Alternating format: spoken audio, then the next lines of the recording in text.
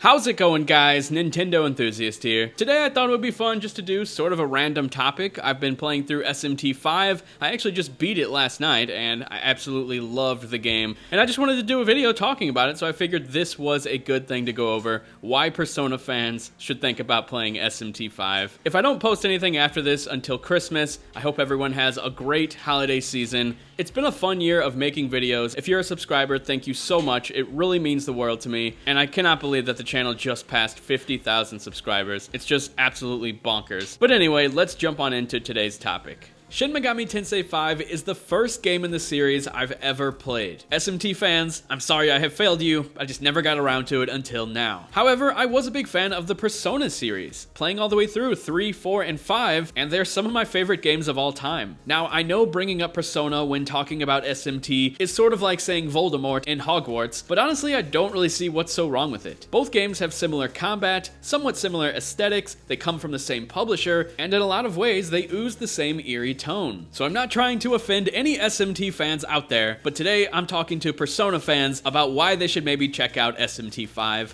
Let's jump into it. First off, if you're a fan of Persona, then you probably like the story, the characters, the relationships, and while SMT5 doesn't necessarily focus nearly as much on that stuff, the main plot actually dives into some really interesting nuggets of story and lore. And this might come as a surprise, but there are some emotional story moments throughout SMT5 that really caught me off guard. And that's pretty much all I can say without spoiling anything. Aside from the story and lore, there's another big aspect of this game that I think people are overlooking. A lot of people assume that they're going to get absolutely demolished when playing an SMT game, and that might have been true for previous games in the series.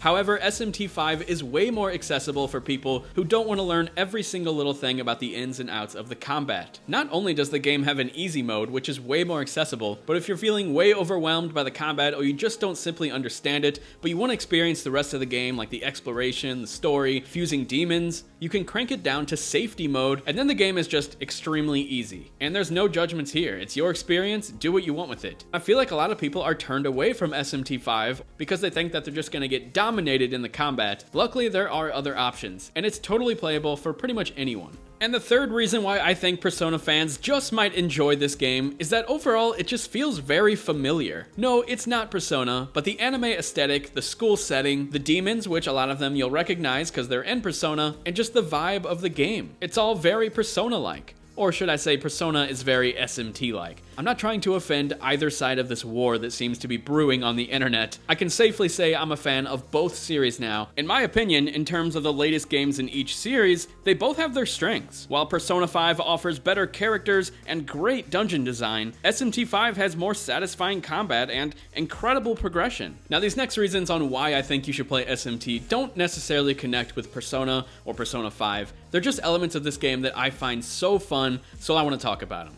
SMT5 has something that I like to call open sections. They feel very similar to an open world experience, but they're a bit more linear and a bit easier to grasp overall. The main thing I love about these open sections, and the game in general, is that there's always something to do. Whether you're simply level grinding, or actually level grinding for a purpose, like wanting to fuse a specific demon. Or maybe you're searching for Mimin, or Glory, or collectibles, or doing a side quest, or just doing the mainline story. The world of SMT5 is just so fun to exist in. And my god, it's addicting. I've been putting an embarrassing amount of time into this game. I didn't think I would get to it before the end of the year, so I already did my top Switch games of the year. I wish I didn't do that because, of course, SMT5 would probably be at the top, maybe even above Metroid Dread for me. But yeah, that's pretty much it, you guys. I just wanted to highlight this game and really tell Persona fans you should try this series out, specifically SMT5 because it's the only one I've played, and I really like it, and I'm a really big Persona fan. So this is coming from someone who loves Persona. I'm a big fan of SMT5, and I think you will be too. But that's it, guys. If you enjoyed this video, maybe consider hitting that thumbs up. If you didn't, hit that thumbs down.